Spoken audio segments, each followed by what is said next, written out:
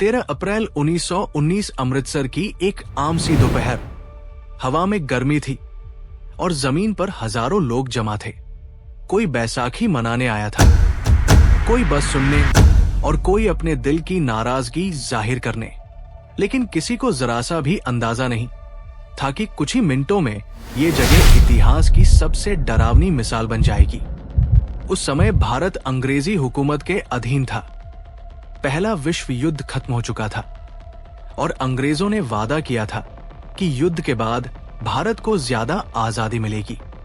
लेकिन वादों की जगह आया रॉलेट एक्ट, एक ऐसा कानून जिसके तहत किसी भी भारतीय को बिना मुकदमे के जेल में डाला जा सकता था। देश गुस्से से भर रहा था, पर अंग्रेज इसे सिर्फ शोर समझ रहे थे। 13 अप्रैल को लोग जलियांवाला बाग में इकट्ठा हुए। ये बाग चारों तरफ से ऊंची दीवारों से घिरा था। बाहर निकलने के रास्ते गिने चुने थे। भीड़ निहत्थी थी, बेफिक्र थी और पूरी तरह अनजान उस तूफान से जो आने वाला था।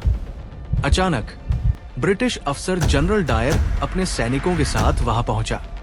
न कोई चेतावनी, न कोई घोषणा, न भीड़ को हटने का मौका। बस एक छोटा सा आदेश, फायर, और फिर गोलियां चलने लगी।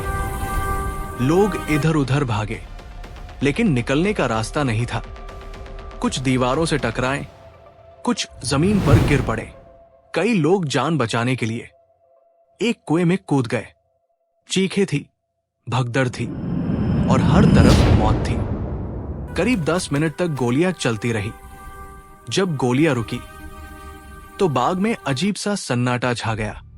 जमीन पर लाशें पड़ी थी, घायल तड़प रहे थे और मदद के लिए कोई नहीं था।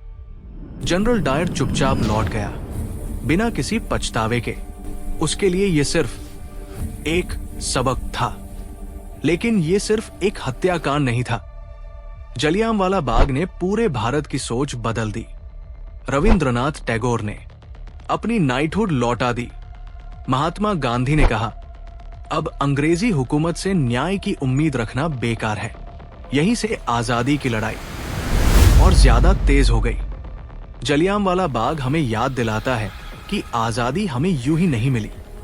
इसके पीछे खून है, बलिदान है और वो आवाजें हैं जो कभी सुनी नहीं गई। सवाल बस इतना है, क्या हम आज भी उस इतिहास को उतनी ही गंभीरता से याद करते हैं जितनी गंभीरता से वो हमें आजाद बनाकर गया?